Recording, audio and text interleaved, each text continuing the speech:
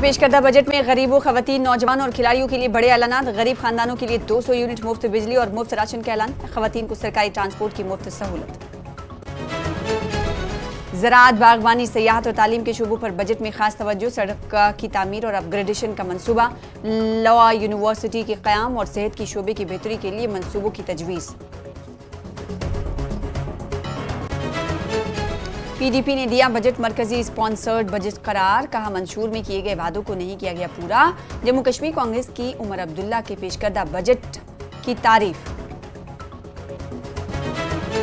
Budget महज एक धोखा। बीजेपी लीडरान का रद्देमल। कहा सिर्फ मरकजी स्पॉन्सर्ड स्कीमों के बारे में की गई बात। एनसी हुकूमत का कोई मंसूबा नहीं। हर शहरी को मुफ्त बिजली और मुफ्त गैस देने का वादा दिलाया याद। बजट में पेट्रोल पर 1 रुपए और डीजल पर 2 रुपए की छूट को कर दिया गया है कम। लोगों को करनी पड़ेगी पेट्रोल और डीजल की ज्यादा कीमत अदा। आवाम ने किया फैसले पर मायूसी का इजहार। कठुआ के मालहार गांव में लापता हुए 3 अफराद की तलाश जारी। सिक्योरिटी एहलकारों ने तलाशी मुहिम में लाई तेजी। और गुलमर्ग में खेलो इंडिया की तैयारियां आखिरी मराहिल में। एसएसपी ट्रैफिक रूरल ने ट्रैफिक बंदोबस्त का लिया जायजा।